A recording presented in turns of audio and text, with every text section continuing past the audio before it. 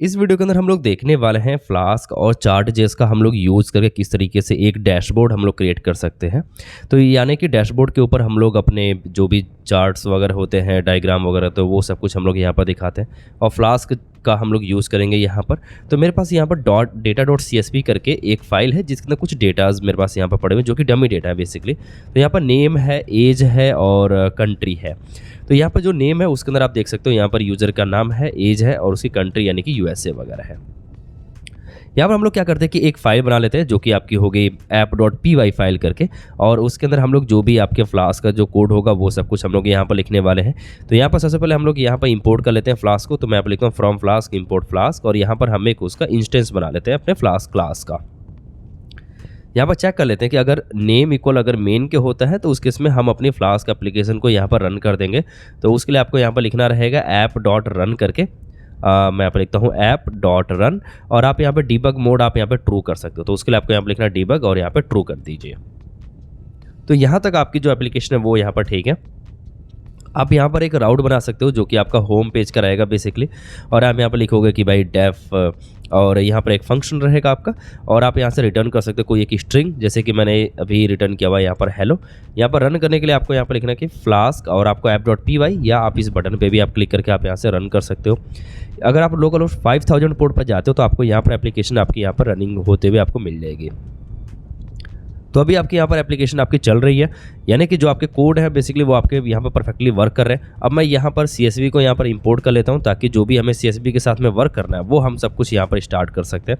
यहाँ पर फाइल का नाम हम लोग लिख लेते हैं जो कि data.csv करके, और ये हमारी सेम फोल्डर के अंदर है तो कोई दिक्कत भी नहीं आने वाली है। ओके, तो हम लोग अब क्या करते हैं कि यहाँ पर जो अपना इंडेक्स मेथड है इसी के अंदर हम लोग एक रीड CSV नाम से एक और मेथड हम लोग यहाँ पर बना लेंगे। उसको हम लोग यहाँ पे कॉल कर लेंगे और उसके अंदर हम लोग अपने CSV फाइल पाथ दे देंगे। तो यहाँ पर मैं एक फंक्शन बना लेता हूँ जो कि रीड CSV करके, जिसका काम होगा सिर्फ CSV को रीड करना। और यहाँ पर मैं यहाँ पे फाइल जो है वो मैं यहाँ से पाथ, जो फाइल का जो पाथ है वो हम यहाँ से लेंगे जो कि CSV फाइल करके, यहाँ पर देखिए मैंने यहाँ पे पास कर दिया है। और जो अपना रीड CSV है ये क्या करेगा कि ये ओपन करेगा उस फाइल को रीड मोड के अंदर, और फिर वो उसको रीड करना शुरू कर देगा, यानी कि जो भी लाइन वाइज लाइन वो उसको रीड करेगा और फिर उसको एक वेरिएबल के अंदर वो यहाँ पर डाल देगा। तो मैं यहाँ पर लिखता हूँ कि विद ओपन यहाँ पर रहेगा, तो आपको यहाँ पर लिखना OPEN है ना। तो हमने यहाँ पर लिखा कि विद ओपन CSV फाइल, जो भी वो पास करेगा इस मेथड के अंदर जो भी फाइल रहेगी उसको हम लोग रीड मोड में यहाँ पर ओपन करेंगे, इसलिए हमने यहाँ पर R लिखा हुआ है एज CSV फाइल करके। उसके बाद आपको यहाँ पर लिखना है कि भाई CSV डॉट, और यहाँ पर आप देखोगे मैंने यहाँ पर लिखा हुआ है डिक्स्ट रीडर करके, यानी कि डिक्शनरी रीडर करके है ना। तो वो एज अ डिक्शनरी रीडर के अंदर, यानी कि एज अ डिक्शनरी वो यहाँ से कन्वर्ट कर देगा। और हमें क्या करना है कि जो भी फाइल का जो पाथ रहेगा, यानी कि जो भी फाइल का जो डेटा रहेगा, जैसे कि रो बाय रोज है ना, वो एक डेटा रहेगा। अब वो सभी डेटा हमें एक लिस्ट के अंदर हमें अपेंड कर लेना है। तो उसके लिए आपको यहाँ पर लिखना रहेगा row for row in CSV reader करके, है ना। तो जो भी आपकी डिक्शनरी रहेगी वो आपके डेटा के अंदर स्टोर हो जाएगी और यहाँ से हम लोग डेटा को रिटर्न कर देंगे, ठीक है। तो यहाँ पर जो रीड CSV का काम है वो यहाँ पर खत्म हो जाता है, यानी कि जैसे ही वो डेटा यहाँ से रीड कर लेता है हमने उसको एक वेरिएबल में डाल दिया जो कि है डेटा नाम से, और फिर हम उसको यहाँ से रिटर्न कर सकते हैं कि हम उसको देख सकते हैं अपने ब्राउजर पर कि किस तरीके का वो हमें डेटा यहाँ पे देखने को मिल रहा है। तो अभी देखिए कुछ इस टाइप का आपको यहाँ पर डेटा देखने को मिल रहा है जो कि यहाँ पर है एज, कंट्री, नेम, और यहाँ पे बाकी अदर डिटेल्स आप यहाँ पे देख पाओगे, ठीक है। तो यहाँ से आपका जो डेटा है वो आप CSV डेटा से आप यहाँ पे रीड कर पा रहे हो, आप डेटा को आप देख पा रहे हो। अब आप यहाँ पर एक HTML की फाइल आप रेंडर करके आप इसको डिस्प्ले कर सकते हो। तो यहाँ पर आपको लिखना है रेंडर HTML करके, यानी कि टेम्पलेट करके, और यहाँ पर आप लिखोगे dashboard.html। तो अभी आपने ये फाइल बनाई नहीं है dashboard.html, उसको आप यहाँ पर बना सकते हो। तो उसके लिए आपको यहाँ पर एक टेम्पलेट नाम से आपको एक फोल्डर यहाँ पे बनाना पड़ेगा। तो मैं यहाँ पे लिखता हूँ टेम्पलेट्स करके, और यहाँ पर आप एक dashboard.html नाम से एक यहाँ पे फाइल बना लें, और उसके अंदर मैं यहाँ पर H1 टैग के अंदर यहाँ पे लिख देता हूँ कि ये हमारा है डैशबोर्ड पेज करके, और फिर हम इसको यहाँ पर सेव कर लेते हैं, इसको भी यहाँ पर सेव कर लेते हैं और वापस से ब्राउजर पर चलते हैं, इसको करते हैं रिफ्रेश। तो अभी देखिए यहाँ पर आ रहा है डैशबोर्ड पेज करके, है ना। तो अभी हम ये HTML पेज के थ्रू हम इसको रेंडर कर पा रहे हैं, जो हमारा ये HTML का पेज है। ओके, तो अब आप वापस से ब्राउजर पर जा करके आप chart.js के बारे में आप यहाँ पर पढ़ सकते हो। तो मैं यहाँ पर गूगल पे जाता हूँ और मैं यहाँ पर लिखता हूँ chart.js करके, और यहाँ देखिए यहाँ पर लिखा होगा भाई Chart.js is a free open source JavaScript library है जो कि डेटा को विजुअलाइज करने के लिए यहाँ पर यूज़ की जाती है। तो अगर आप इसको यहाँ पर ओपन करें chart.js फाइल पे, अगर आप यहाँ पर ब्राउज़र पे जाओगे और यहाँ पर आ जाएगा गेट स्टार्टेड करके, इस पर आपको क्लिक करना है और यहाँ से आपको वो पूरा इंस्ट्रक्शन देगा कि आपको कैसे इंस्टॉल करना है, किस तरीके से आपको यूज़ करना है ना। देखिए यहाँ पर लिखा गेटिंग स्टार्टेड करके, आप यहाँ से ये सारा डेटा आप यहाँ से उठा सकते हो। तो यहाँ पर मैं क्या करता हूँ कि ये जो CDN है और ये जो पूरा कोड है इसको हम लोग यहाँ से उठा लेते हैं और इसको हम लोग अपने HTML फाइल के अंदर पेस्ट करके देखते हैं। तो मैं यहाँ से इसको कॉपी करता हूँ और यहाँ पर Ctrl+A और Ctrl+V कर लेते हैं, ठीक है। और यहाँ पर आप देखोगे, यहाँ पर आपके कैनवस के अंदर एक आईडी पड़ी हुई है माई चार्ट करके और यहाँ पर आपका CDN वगैरह पड़ा हुआ है। तो यहाँ पर आप HTML टैग को आप ओपन कर लें, है ना, HTML इस तरीके से, और यहाँ पर आप हेड सेक्शन के अंदर आप ये सब कुछ डाल सकते हैं जो उसका CDN है। तो मैं यहाँ से CDN को उठाता हूँ और इसको हम लोग यहाँ पर पेस्ट कर देते हैं और यहाँ पर बॉडी सेक्शन के अंदर हम लोग अपना जो भी आपके HTML का कोड रहेगा बॉडी सेक्शन का वो आप यहाँ पे डाल सकते हो। तो जैसे कि मैं यहाँ से कैनवस का जो कोड है वो सब कुछ मैं यहाँ पर लिख देता हूँ। तो यहाँ पर हमने कैनवस का कोड यहाँ पर डाल दिया और जो अदर कोड्स हैं जैसे कि इसको हम लोग यहाँ से हटा देते हैं और बॉडी और HTML को मैं यहाँ से कट कर लेता हूँ और इसको हम लोग लास्ट में पेस्ट कर देते हैं, यानी कि जो सबसे बॉटम में रहेगा वहाँ पर स्क्रिप्ट टैग के नीचे। तो यहाँ पर आते हैं और इसको हम लोग यहाँ पे पेस्ट कर देते हैं ना। तो बॉडी और HTML हमने बिल्कुल बॉटम में डाल दिया और जो भी आपके जो अदर कोड्स थे जैसे कि आप यहाँ पे देखोगे चार्ट हो गया, स्ट्रिंग हो, स्क्रिप्ट टिकट जो कोड हो गया वो सब कुछ हमने यहाँ पे बॉडी सेक्शन के अंदर डाल दिया। आप चाहोगे तो आप यहाँ पे डिव डाल सकते हो और उसकी एक हाइट आप चाहो तो आप यहाँ पे पर्टिकुलर आप यहाँ पे सेट कर सकते हो। जैसे कि मैंने यहाँ पर डाला लेट्स से 600 पिक्सल, है ना। और इस तरीके से आप इसको क्लोज कर दें और यहाँ पर कैनवस जो आईडी है उसको आप यहाँ पे बीच में डाल दें। तो अब क्या होगा कि जो डेटा होगा वो इसी के बीच में दिखाई देगा, यानी कि 600 पिक्सल तक ही रहेगा। जो आपका जो डायग्राम रहेगा उसकी जो लेंथ रहेगी वो वहीं तक रहेगा।